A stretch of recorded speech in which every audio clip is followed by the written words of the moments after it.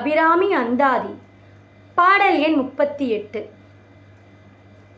பவளக்கொடியில் பழுத்த செவ்வாயும் பனிமுறுவல் தவளத் திருநகையும் துணையாயெங்கள் சங்கரனை துவளப் பொறுத்து துடியிடை சாய்க்கும் துணைமுலையால் அவளை பனிமீன் கண்டீர் அமராவதி ஆளுகைக்கே.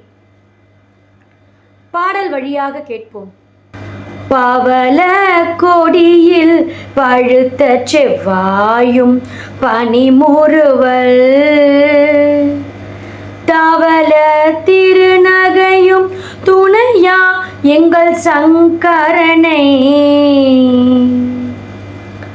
துவள பொறுத்து துடியிடை சாய்க்கும் துணைமுலையால் அவளை பனிமின் கண்டீர் அமராவதி ஆளுகைக்கே. அமராவதி